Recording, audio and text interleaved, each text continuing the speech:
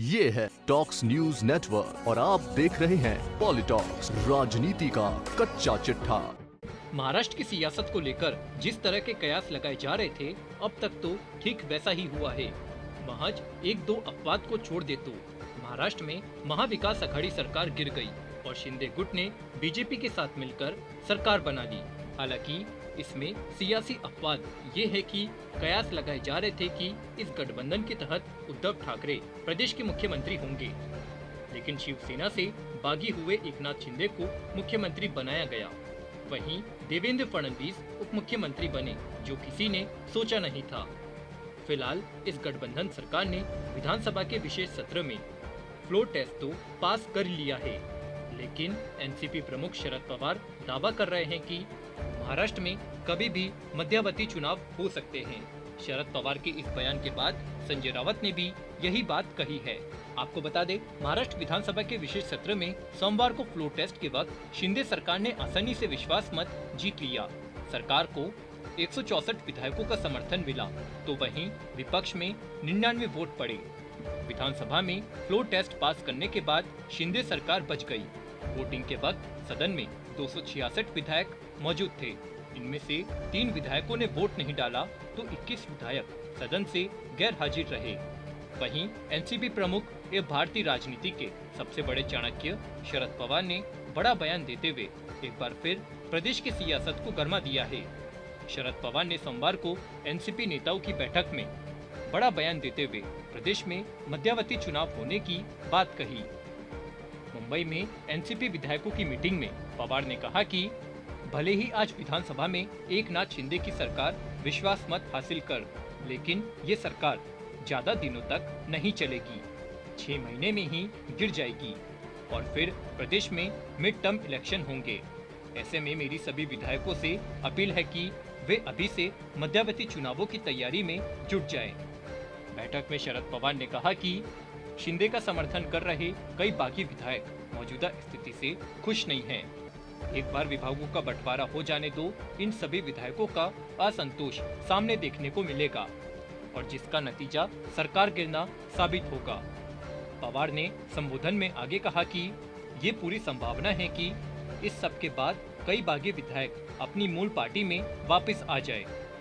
वहीं शरद पवार के इस बयान का समर्थन करते हुए शिवसेना नेता एवं राज्यसभा सांसद संजय राउत ने कहा कि मैं एनसीपी प्रमुख शरद पवार के बयान से सहमत हूँ, क्योंकि अगर इस सरकार पर बीजेपी को इतना विश्वास होता तो वो अपना मुख्यमंत्री बनाती। यहाँ जिस पार्टी के पास सबसे ज्यादा सीट है उसका मुख्यमंत्री नहीं है।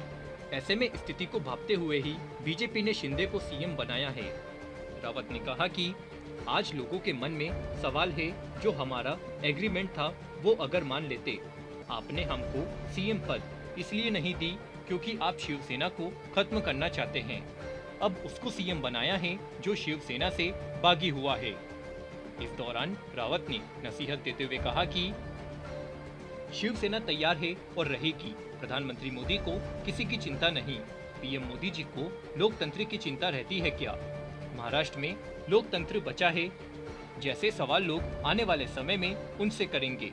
पत्रकार वार्ता के दौरान संजय राउत ने महाराष्ट्र के मुख्यमंत्री एकनाथ शिंदे के नेतृत्व वाले घड़ी की वैधता पर सवाल उठाया और कहा कि समूह मूल शिवसेना होने का दावा नहीं कर सकता। बता दें, एकनाथ शिंदे के नेतृत्व वाली सरकार के शक्ति परीक्षण से पहले पूर्व मुख्यमंत्री उद्धव ठाकरे को झटका देते हुए महाराष्ट्र विधानसभा अध्यक्ष राहुल नार्वेकर ने अजय चौधरी को हटाकर शिंदे को शिवसेना विधायक दल के नेता के रूप में फिर से नियुक्त किया है। नार्वेकर ने शिवसेना की मुख्य सचेतक के रूप में शिंदे खेमे से भरत गोगवाल की नियुक्ति को भी मान्यता दी और ठाकरे गुट के सुनील प्रभु को हटा दिया। यही नहीं, स्पीकर के चुनाव में जीत हासिल करने के बाद एकनाथ शिंदे गुट ने आदित्य ठाकरे समेत शिवसेना के 16 विधायकों को अयोग्य करार देने की मांग की है। शिंदे गुट के चीफ व्हिप भरत गोगवाले ने नए स्पीकर राहुल नार्वेकर को लेटर सौंपा है। इस पर संजय राउत ने कहा कि इन विधायकों को खुद से कुछ सवाल पूछने चाहिए। उन्होंने चुनाव जीतने के लिए पार्टी के चिन्ह और इसके साथ मिलने वाले सभी लाभों का इस्तेमाल किया और फिर उसी पार्टी को तोड़ दिया। हम निश्चित रूप से इसे अदालत में चुनौती देंगे। शिंदे गुट ने शिवसेना छोड़ दी, फिर वे कैसा दावा कर सकते हैं कि उद्धव ठाकरे के नेतृत्व वाला समूह नहीं बल्कि उनका समूह मूल पार्टी है। ठाकरे नाम शिवसेना का पर्याय है। फिलहाल स्पीकर के फैसले के खिलाफ ठाकरे ने कोर्ट में याचिका भी लगाई, लेकिन कोर्ट ने इस पर तुरंत सुनवाई से इनकार कर दिया। अब देखना ये होगा कि आखिर उद्धव ठाकरे गुट के 16 विधायकों की सदस्यता रहेगी या नहीं। अब सियासी गलियारों में चर्चा है कि भले ही राज्यपाल भगत सिंह कोश्यारी ने एकनाथ शिंदे को 2.5 साल के लिए मुख्यमंत्री एवं देवेंद्र फडणवीस को उप मुख्यमंत्री पद की शपथ दिलाई, लेकिन क्या वो इस कार्यकाल को पूरा कर पाएंगे, ये तो आने वाले समय पर ही निर्भर करता है। पॉलिटॉक्स ब्यूरो, महाराष्ट्र। ये है टॉक्स न्यूज नेटवर्क और आप देख रहे हैं पॉलिटॉक्स, राजनीति का कच्चा चिट्ठा।